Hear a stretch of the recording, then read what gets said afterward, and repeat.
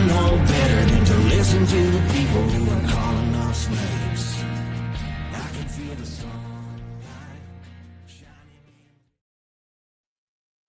Well, good morning and welcome to episode 893 of the Lot Project Morning Show, where the coffee is strong, the opinions are stronger, and everything is always filter free.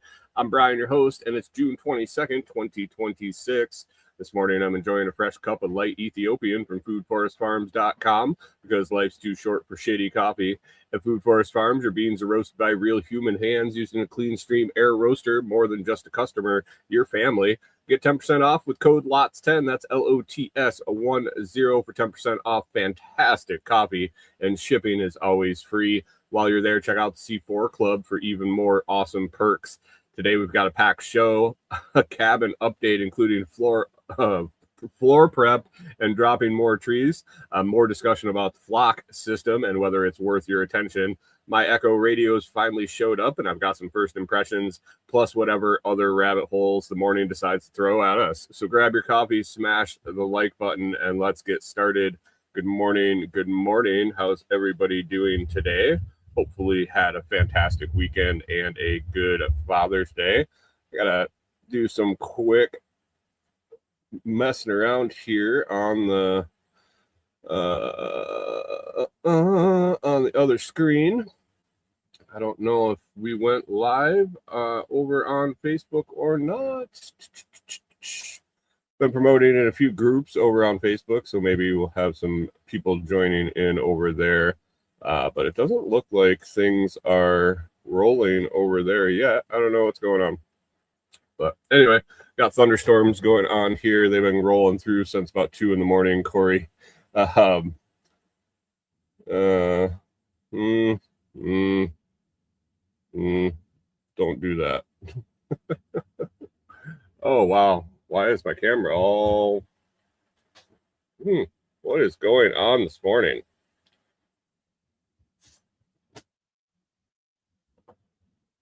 I don't know what's going on, guys. Let me see if I can fix this somehow. Morning, Hunter. Thanks for popping in. Oh, look at that. Look at that.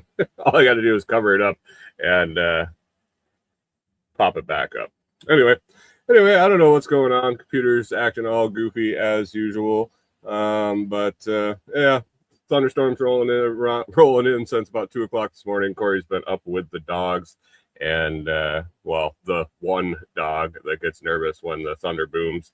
And so she's going on a little bit of sleep.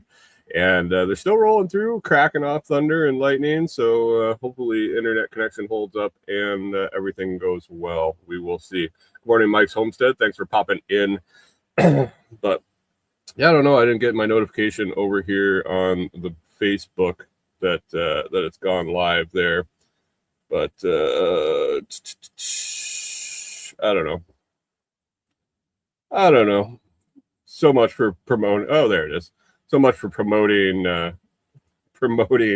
things over there to maybe get some more followers. But yeah, we'll see. Anyway, let's get to that Bitcoin guessing game. Get that out of the way this morning. The cat decided to knock my price display off the shelf here early in the week, and it sat underneath my chair, and I didn't notice to plug it in. So don't have the indicator, the green red indicator this morning. But anyway, the price at 6:05 on June 22nd, 2026 is $64,173. $64,173 on June 22nd, 2026, 6:06 a.m. Let's take a look at those guesses from the Telegram group. If you want to get in on the guessing game and you don't know what that is, we do a little guessing contest over in the Telegram group, t.me/LotsChat. That's t.me. If you're using Telegram, just search Lots Chat. If you aren't using Telegram, just type into a browser the letter t.me/LotsChat, and it should instruct you on how to download the app or access through web browser. Over there, I pin a post every morning after the show with the winner of the week, and then you can reply to the post with your guest for next week. The price at about 6:05 in the morning on Monday. You win pretty much nothing other than bragging rights for the week and a mention on the show. But we have fun doing it, and eventually I might figure out some prizes. I don't know. But anyway, my guess is a standing guess until the price reaches that again. Is $84,321 up on the board. If you're watching the video, it's not even not even close, but soon enough it should get back there. John Palmer also in with a huge guess. He keeps rolling with that same $87,654.32. He's farther off than I am. Chris Dixon in with a guess of 77,432. Blueberry, Texas, 72,500. Canadian Farmstead, even 70,000. We're getting closer, guys, counting down. Palm Tree in with 69,000 even. Thesia Ellis, our winner from last week, guessed 68,100. Still quite a ways off. And the closest guess, and it wasn't even close last week. It was significantly closer, and we had two folks that were really close, actually, Thesia and Scramblin'. And Scramblin' came in with the guess and the winning guess this week, 67,900. So, we're almost 4,000 off, and but it is what it is. Some weeks are better than others. Scrambling in with the win with a guess of 67,900. Again, the Bitcoin price on June 22nd, 2026, about 6:06 a.m., $64,173 per Bitcoin. Mike's Homestead says, could not find you this morning. New phone. Did not think about it or realize I was not signed in. Oh, yeah. That'll happen. That'll happen for sure. I got a new phone case this weekend, so I'm actually rolling with. I think this is actually the longest running phone that I've had without breaking the screen. I do have a screen dimple that's been there for quite a while, where I dropped it and some of the corner is like blacked out, a little black circle, which it is what it is, and I've acclimated to it. It's been a long time since it happened. It was actually relatively new, and I was like, are you fucking kidding me? I had a case on it and everything, and bam. And but anyway, decided to use it. I think it's a Samsung S21 is what I was looking up when I was buying my case. And so what I understand, Samsung does their naming of their phone by model year. So this I guess was from 2021. So 5 years. That's a long time for me. I'm really rough on electronics. I'm rough on especially something with touch screen and a fragile screen. But I had a decent case for a long time on it, and it was cheap. It was just like an Amazon search for a case, and the whatever one pops up. It wasn't like an OtterBox or one of the Kryptonites or whatever the high end cases were, and it lasted for several years. And like I said, I'm really tough on electronics out at the property, throwing the thing in my phone and picking shit up and carrying heavy stuff and leaning on it, sitting on it, whatever. It's held up great. But the other day, it must have been Monday. Yeah, probably Monday. I picked it up and the plug. So this phone has buttons on the side, like most phones, and the case has a button that that presses the button. So the button doesn't stick out far enough to go through the case. So there's another button built into the case, so you can actually press it, and it presses the button underneath. Well, the little plug that was in there for the lock and unlock screen, and there's some other functions for it, but that's the main function. The plug fell out. I like went to press it, and it just dropped out, and so it was just an empty hole through the case. So there was no way to touch the button inside unless I carried around like a toothpick, something like that, and poked in there to do it. And the problem was I couldn't lock it and I couldn't unlock it. So it was pretty much fucked. So I took it out of the case and gingerly for a couple days while I ordered one, because Walmart doesn't stock cases for an S21.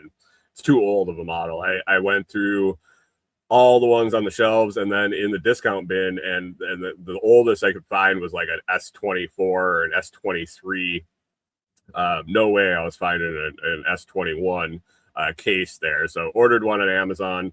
It showed up in a couple days and threw it on, and it's a decent case. It was like $16.99. It was like let's get something on this phone so I don't smash the screen. I don't fuck it up, because I don't want to buy a new phone. They're fucking expensive, and I just don't want to deal with that. So yeah, that was my adventure with being really careful with my phone this week. So it's always nerve-wracking when you carry the thing around with a case without a case on it.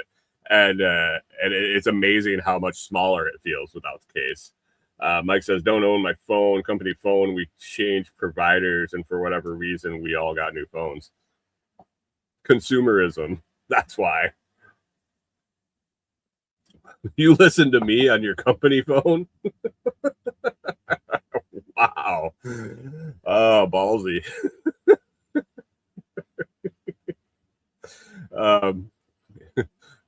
Mike Homestead, please report to HR. We have to discuss something about your YouTube usage. Just claim it's educational. You learn something every week. You must learn something every week. But anyway, scrambling with the win on the Bitcoin guessing game contest. Come on over to the Lots Project Telegram group and join a bunch of great people. We talk about things we're doing. We bullshit about everyday stuff. We ask questions, help each other out. Big community basically, and really enjoy it and have a good time. So join us at t.me/lotschat if you want to have some fun, and if you want to get in on the Bitcoin guessing game contest. So I saw actually something this week on Bitcoin that a whale purchaser that purchased near the top. So I think they said they purchased a large amount. It was 100 plus Bitcoin at $107,000 each. Held it through the whole ride down and actually sold it the other day at some ungodly amount of money lost. And I was like, oh wow. I mean, that's opposite of my strategy on Bitcoin of just holding it, or maybe buying it low and selling it high. This guy did the ultimate: buy it high and sell it low. But the article was less about him selling it at a major loss and more about that this is a signal, a pretty consistent signal of the bottom, the price bottom. And we've been kind of teetering in that low 60s, little pops here and dips and pops and nothing, no major price action for quite a while now.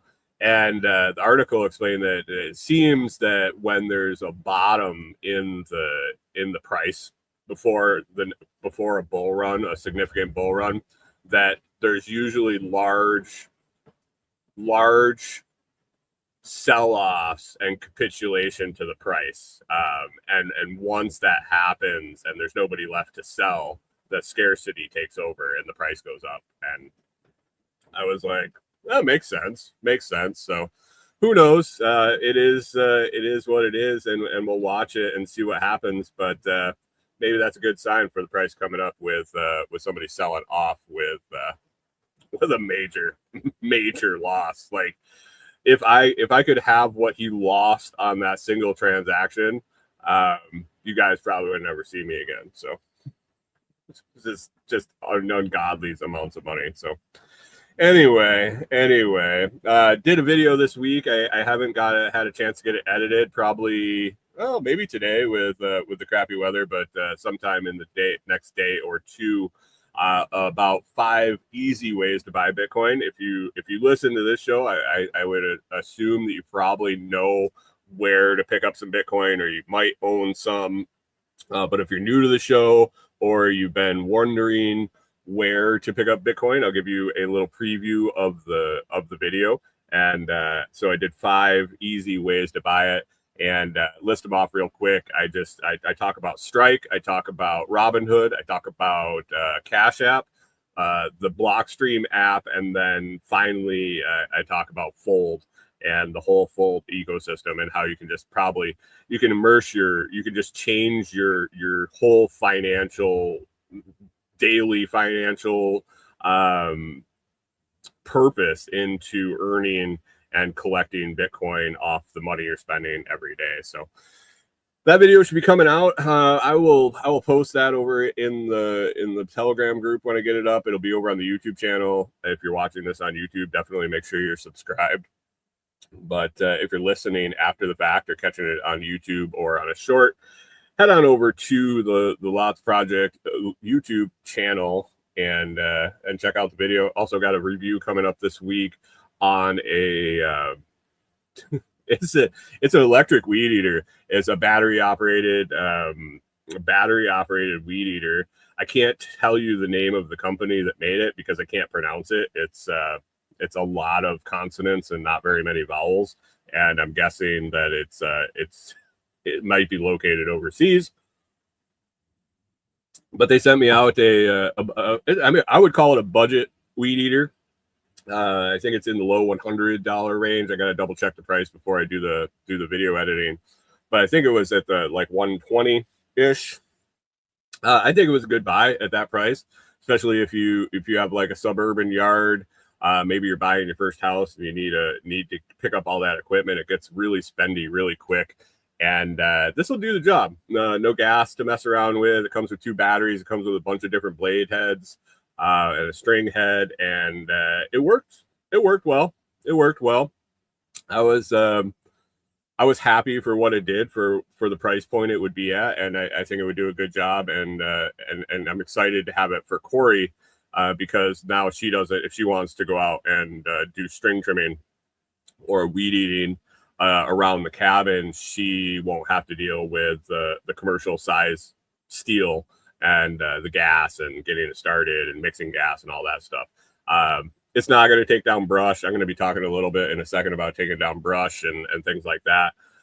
It does come with those kind of blade heads, but I don't think it has the guts to do a whole lot of that, but definitely work for trimming grass and stuff like that with your normal yard cleanup. So look for that review coming out also.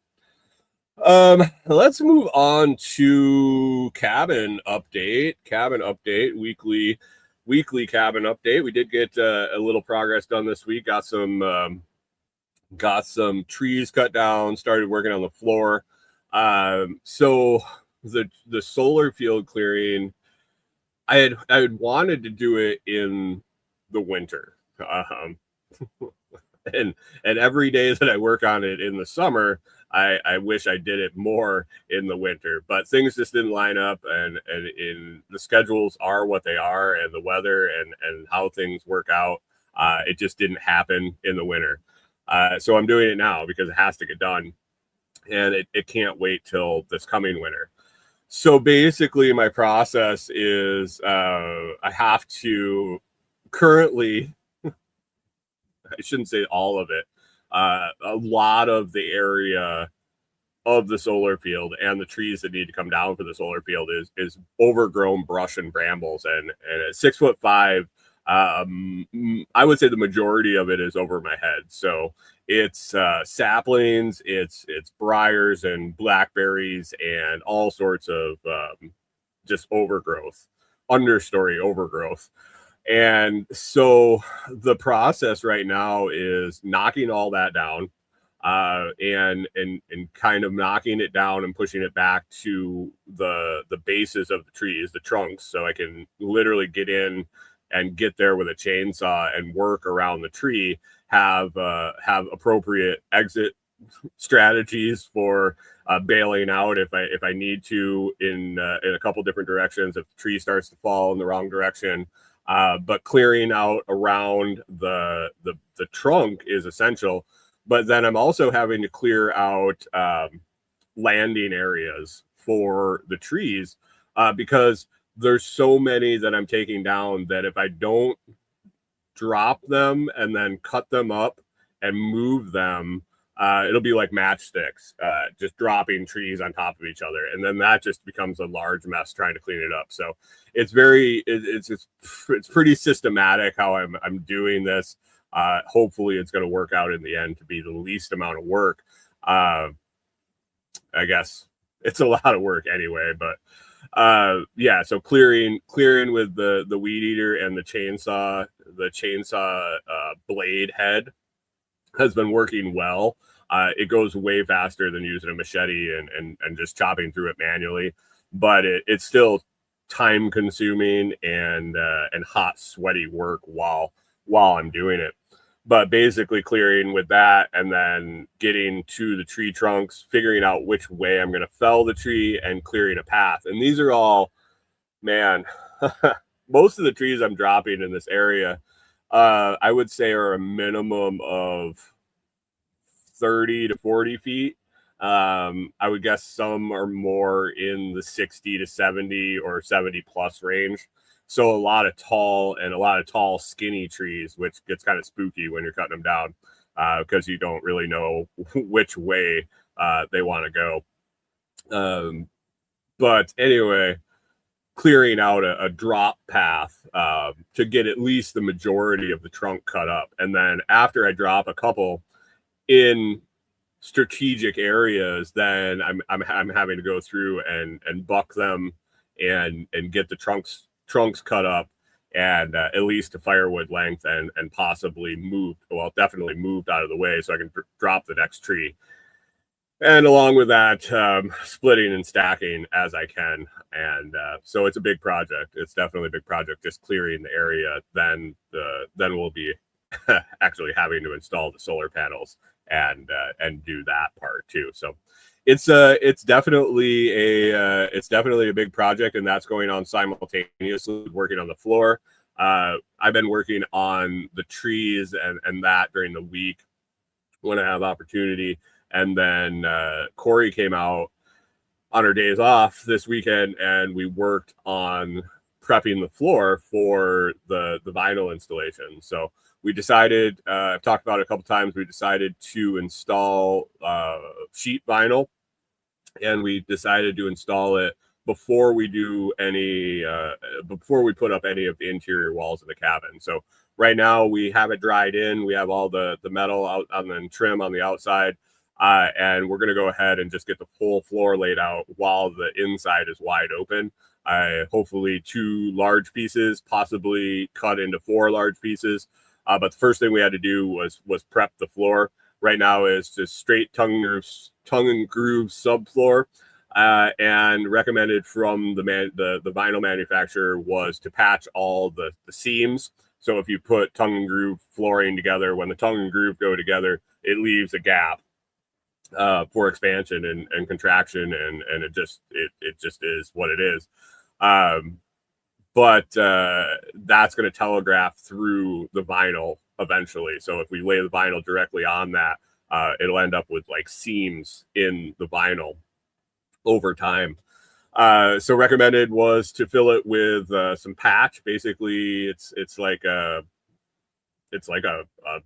mud product, like it ends up the consistency of like drywall mud, and you kind of push it in the crack and then scrape it just like doing drywall. And basically we had to vacuum out, clean out all of the cracks, and then also we'll be doing the screw heads and start filling those. And so mixing small batches of this mud, it dries really fast, basically 15 minutes, 15 to 20 minutes. It's too dry to use consistently, basically. So mixing small batches and really getting to it once it's mixed, filling all the seams and then the screw heads.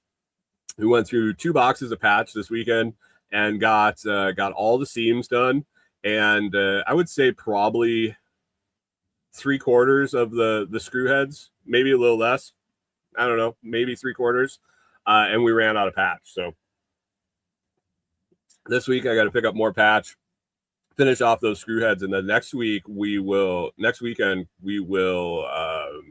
sand it all. So any ridges, any lines from running the mud knife, sand those down, knock them down, get everything smooth, check the floor, see if we're happy with it. Maybe we'll need to do some more patching. Maybe we'll need to feather out some ridges or anything that we're not happy with. It doesn't look flat enough.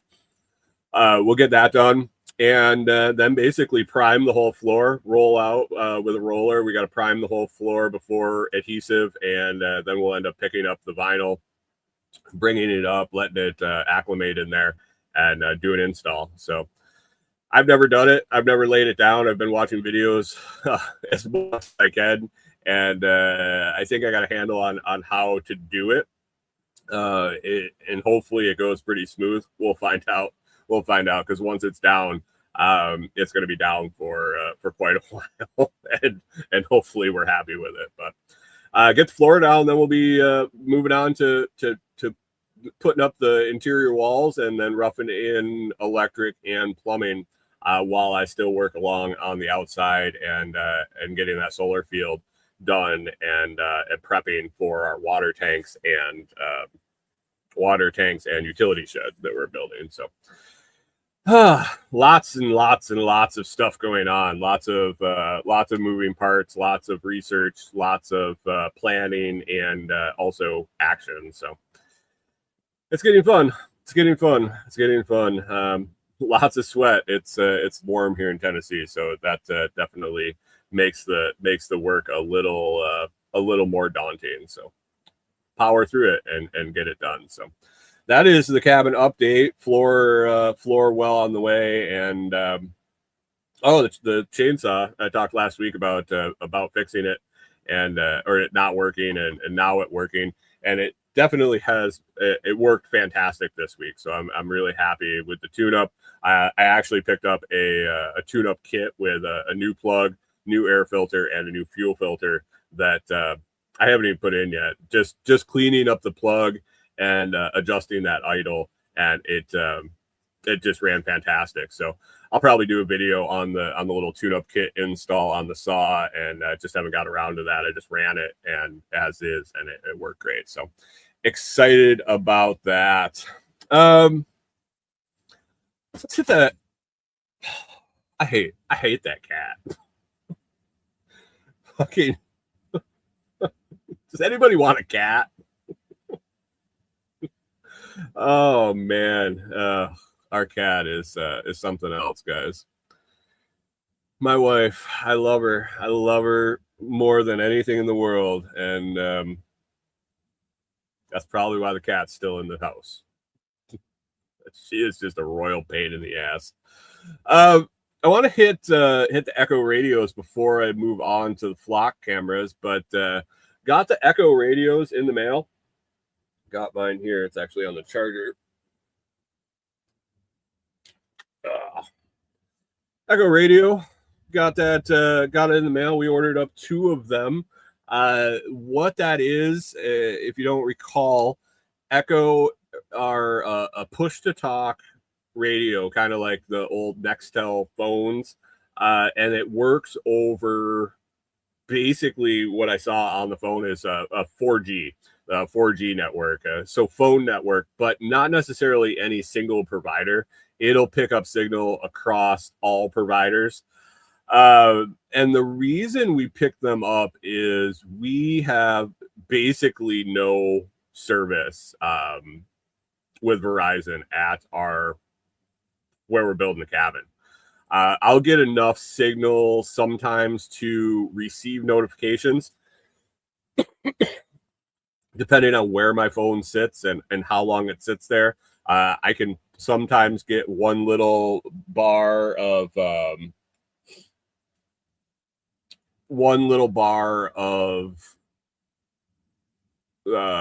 cell signal, one little bar of 4G, and it'll suck in the notifications.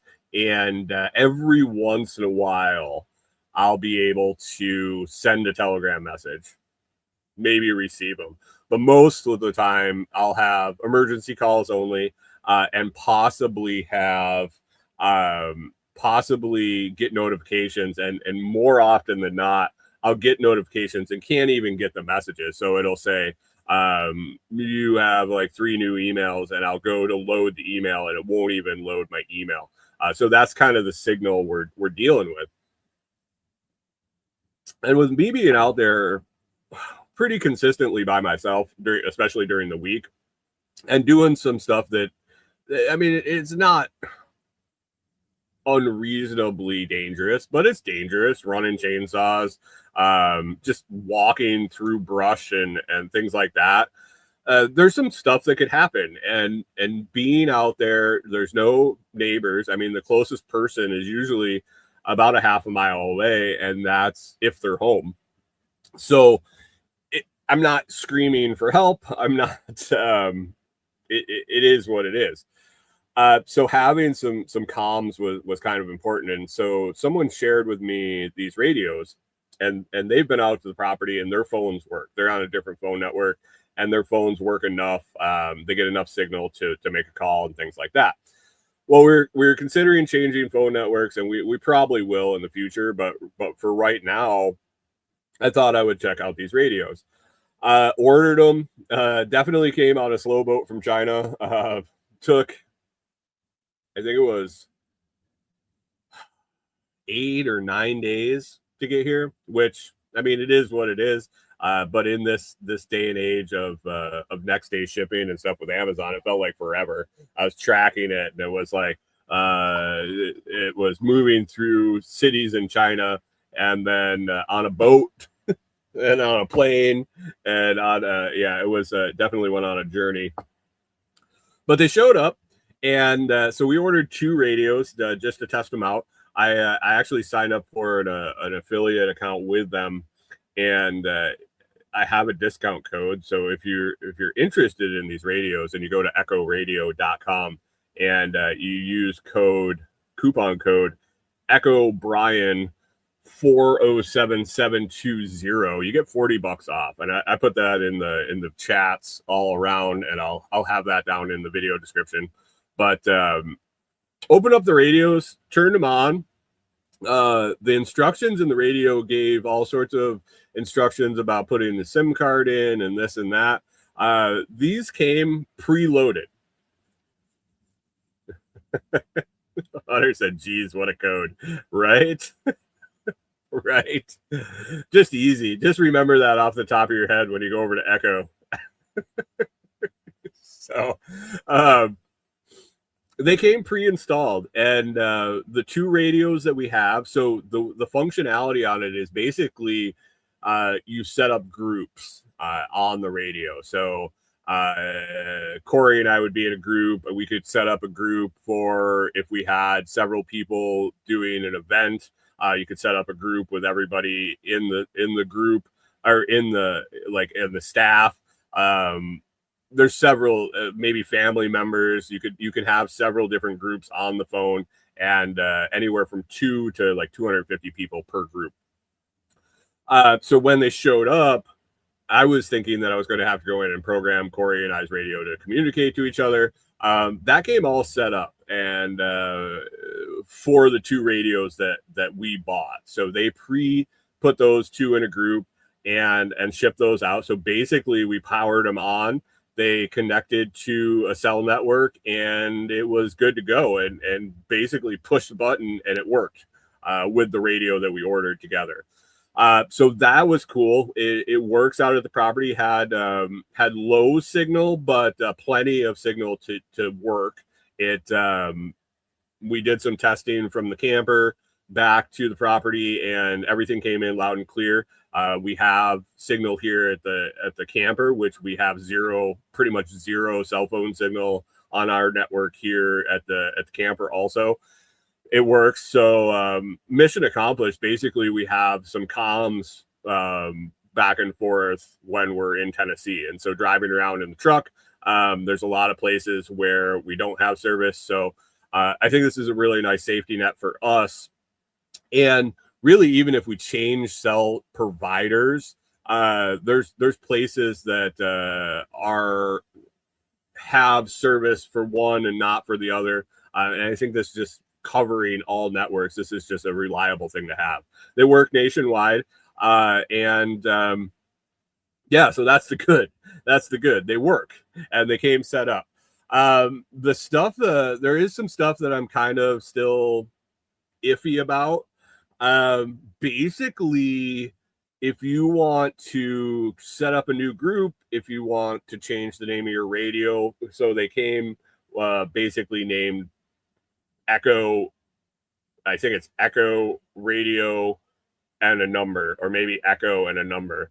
If you want to change that to like your name or my name and Corey's name, and then your group is basically Echo Group, blah, whatever number.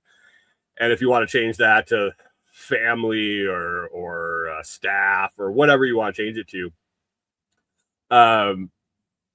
you right at the moment they want you to email them, and they'll do it for you, which I guess is fine, especially for a lot of people. My feelings on it is I'd like to be able to do it myself.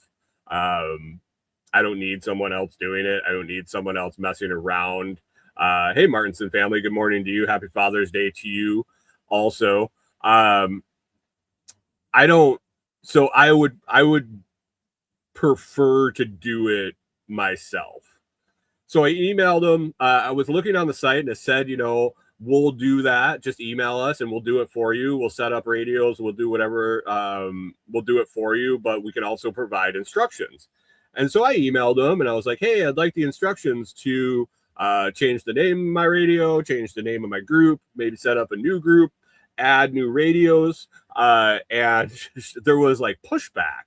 And I get it. She's like, and then she explained it. She said, there's a lot of settings in there.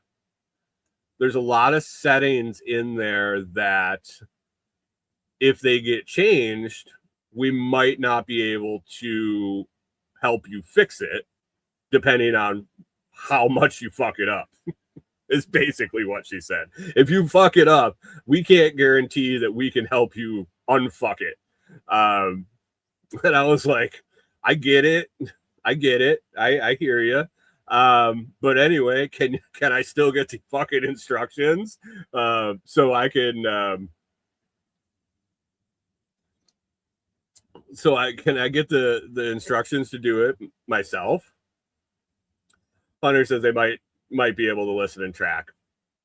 I mean, I carry a cell phone in my fucking pocket too, so it is what it is.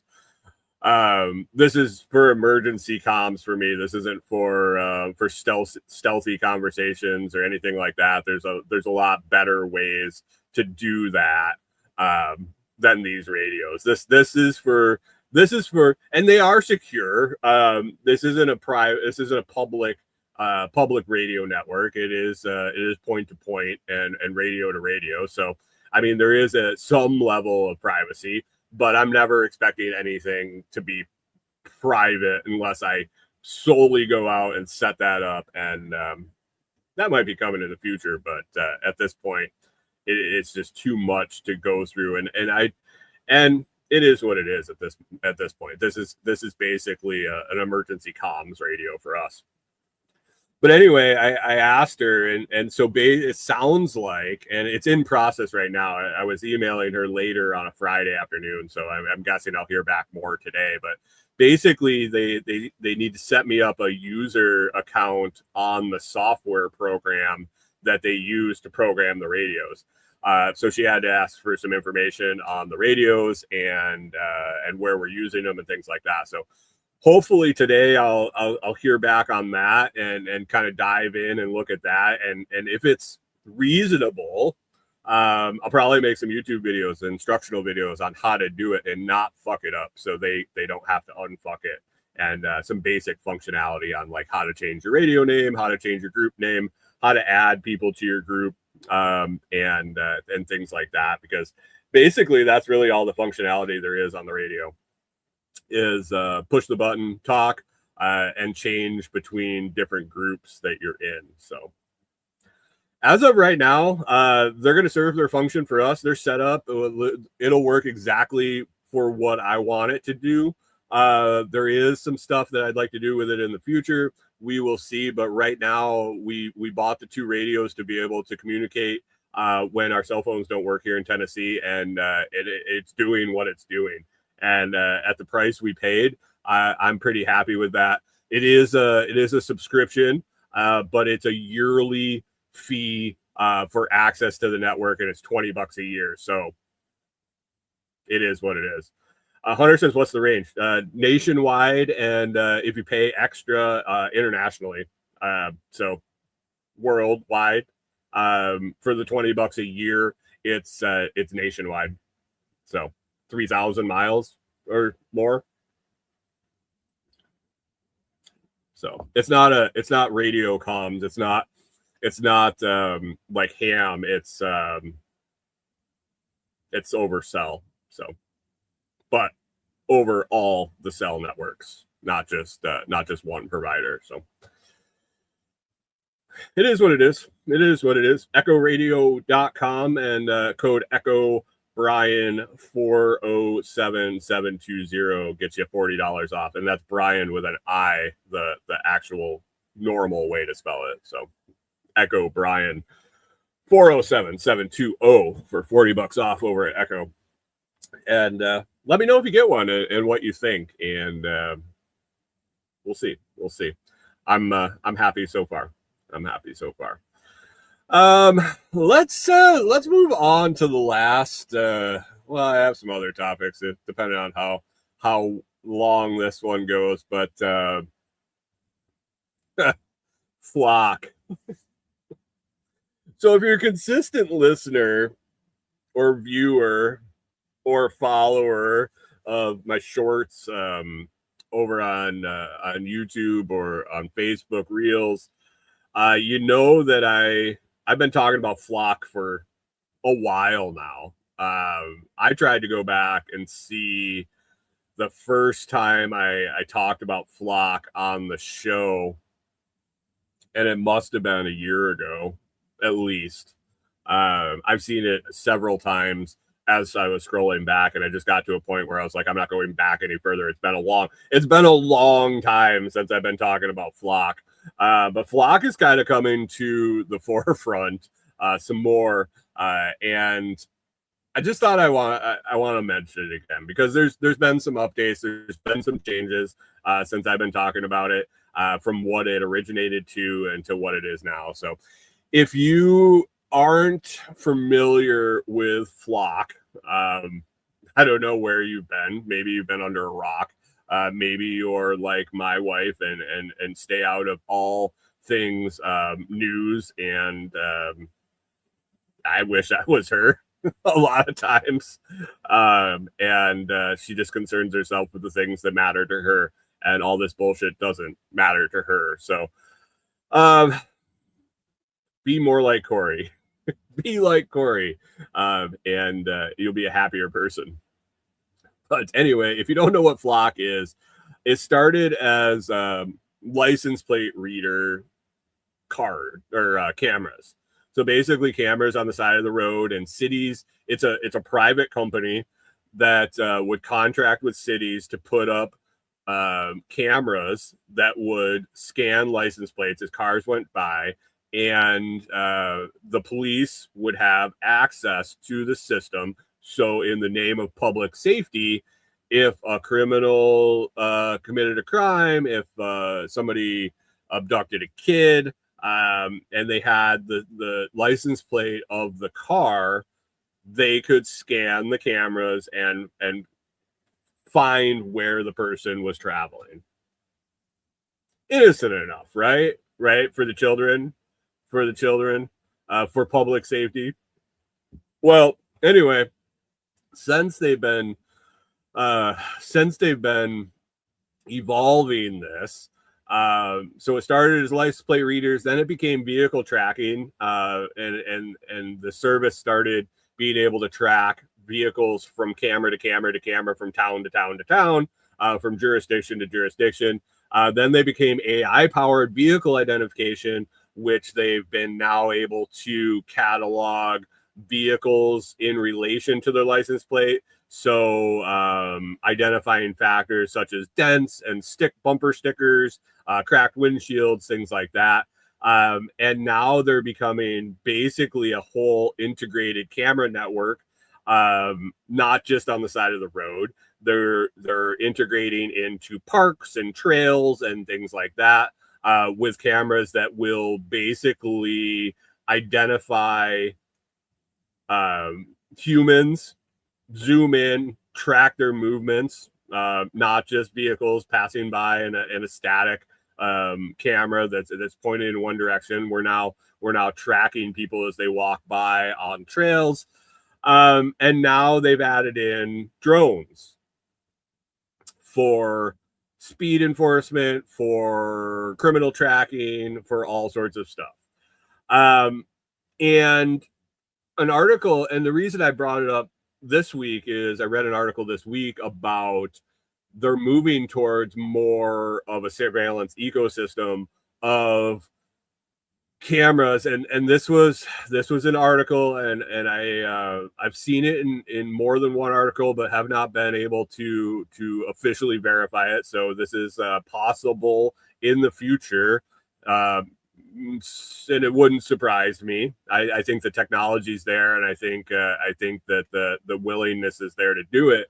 But possibly in the future, they're going to be expanding into cameras that will scrape your smart devices in your vehicle as you drive by. So your phone, if it's got your Bluetooth on, your smart devices, your radios in your vehicle, your vehicle's communication system and smart system, and pretty much anything and in your vehicle that has connectivity, they will start scraping that. And whether that's for gathering information for sales and marketing or what it is, I'm not sure why we need to be doing this. But basically, it started out as a license plate reader, and it's really turning into a 1984 scenario surveillance state. And at really, what point does the crime fighting become tracking everyone all the time? So, yeah.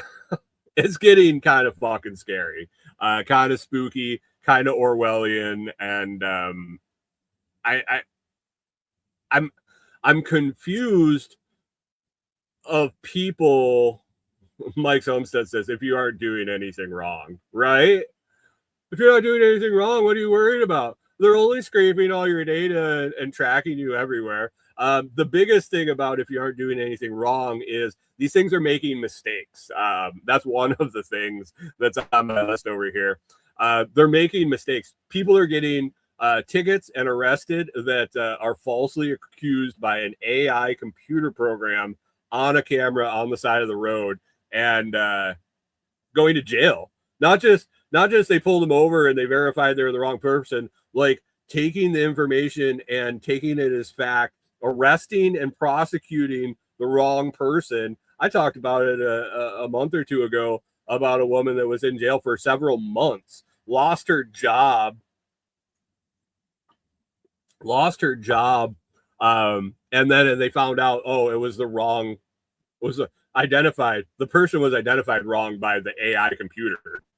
So, yeah, if you're not doing anything, what do you have to worry about? Think about that. So anybody that's supporting this, Hunter says, kind of conspiracy of you. Yeah, right. What a whack job. I don't know. I was talking about this a year ago when it was just license plate readers. Where is this going? You can't just think about where it's at right now. What is going to be what it's going to be used for in the future. But seriously, right now, the misidentification of people, the misuse of the information, the public access of a lot of the information. So there's been several cases of police officers being caught, prosecuted, fired over using the access to track ex-lovers, ex-lovers and new partners, lots of stalking style things. And these people are getting caught doing this because they have access to this information. And on top of that, there's several, and these are being exposed on a daily basis, several feeds of these cameras that are public. People are accessing them and recording themselves accessing them. And one I saw the gentleman basically access the feed of a camera on a trail, went out, stood on the trail in front of the camera, and screen recorded his device of him reading the privacy policy of Flock on a public feed. There you go. So there's all sorts of that. There's the question of what Flock is doing with this data. Are they selling it? Are they manipulating it? Are they using it for other purposes? So that's current. And then the future of Flock is what's coming next. As it's evolved this quickly, where is it going? So any citizen that is in favor of this has been mind fucked or brainwashed into thinking that it's just going to help us. It's going to help us catch a guy that steals a kid, or a shoplifter steals stuff, and they got their license plate going out of the store, and we were able to catch them. If they think that is what this is about, that is what the saving grace of the system is, I think they're sadly mistaken.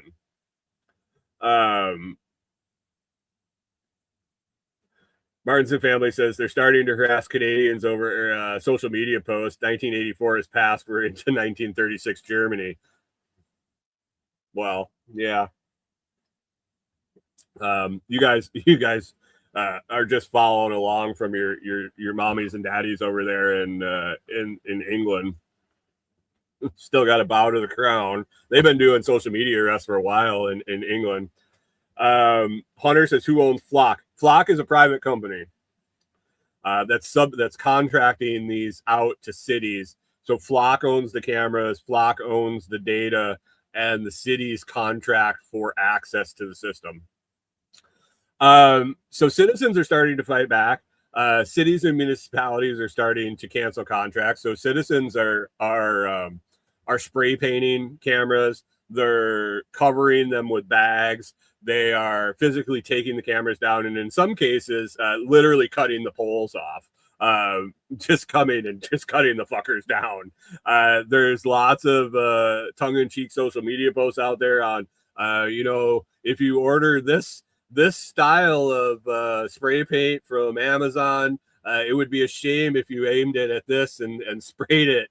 And it's kind of humorous. Also, tongue-in-cheek. I don't know if they're real or not. You'd have to try it yourself. This is not me telling you to do it, but things of the nature of different substances you can spray on your license plate that would make them undetectable by the Flock cameras. People are doing videos on how to use specific laser devices to ruin the cameras. And I'm not an advocate of any of this. If you're going to do that, you're going to do that on your own fruition. You're going to have to look up that information on your own and take care of that. So citizens are starting to fight back on this. Citizens are realizing that these are a complete invasion of privacy and a role into a surveillance state. Cities are kind of fed up with it. There's several cities that are canceling contracts, suspending contracts over privacy concerns, that they've put them up and have reversed course and now taking them down and deactivating their accounts. But the scary part is that while all this is happening, while citizens are ringing the alarm bell, while cities and municipalities are starting to change course, there's plenty of cities and counties that are are signing new contracts. There's contracts being signed every day. There's new cameras being put up, and it's just this large contradiction of people waking up and people just still being asleep, and I don't know where it goes. I don't know where it goes from here, but one site that I mentioned before when I talked about it is deflock.org, deflock.org, deflock.org.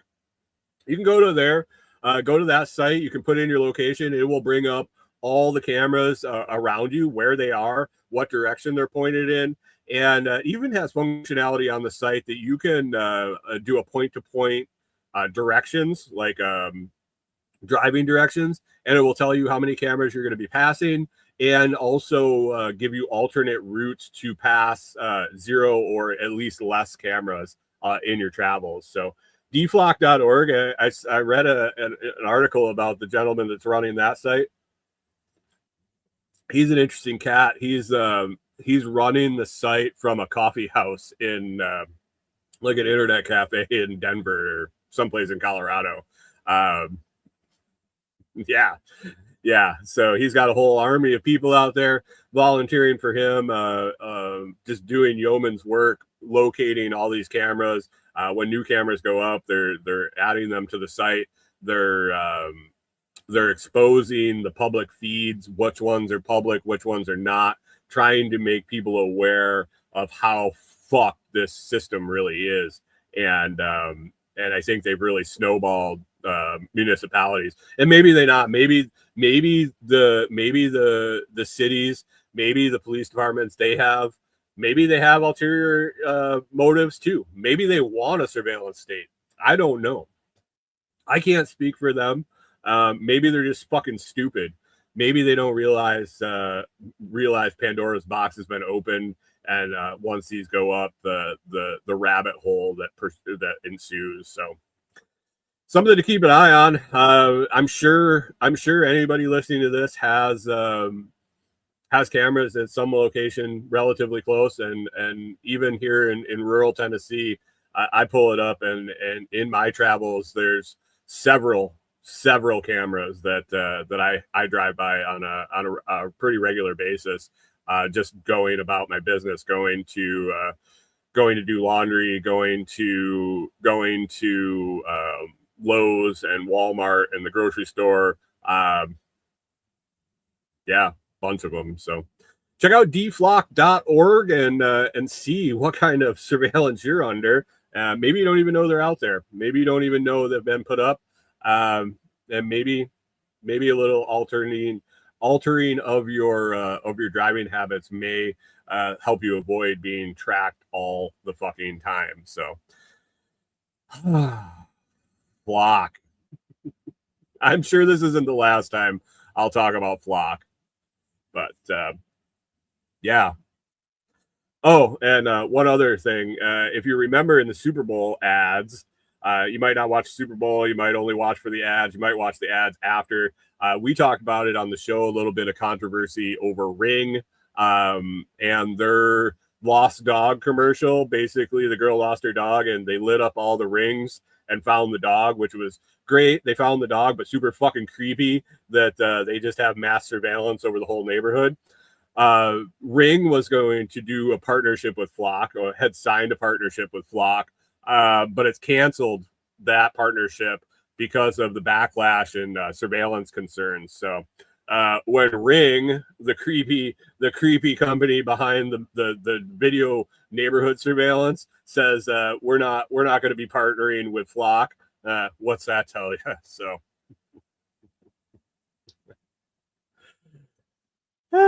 it is what it is, guys. It is what it is. I don't know if we have a choice going forward. I don't know if there's enough people that give a fuck enough to make a difference. So we'll have to just learn to either live with it, live around it, figure out ways to deal with it, because I don't know if there's more of them than us, and talking about them as people that don't give a fuck, people that think that's a good idea, or the people that give a shit about our privacy and see the writing on the wall as far as the surveillance state coming. So we will see. Only time will tell. And with that, I think we're coming up to an hour here. I think we have peace in the Middle East, maybe. Or has that changed? It seems to change on an hourly basis. You never know. But I thought I saw over the weekend or end of last week, I don't even know, that they're not fighting anymore. Maybe. I don't know. That's how much I'm paying attention to that shit. I did notice gas is coming down, but it's still $1 higher than it was before they started lobbing bombs. So everybody getting excited about gas coming down and the war is over. Gas is back to normal. Yeah, it's still up a fucking dollar since. Yeah, so temper your excitement. Anyway, guys, if you want to hang out, check out the Telegram group at t.me/LotsChat. That's t.me/LotsChat. If you could also hit the YouTube channel, be sure you share, subscribe, and all that fun stuff and help this grow. I appreciate that. Other than that, I hope you have a fantastic week, and we will catch up again with you next Monday.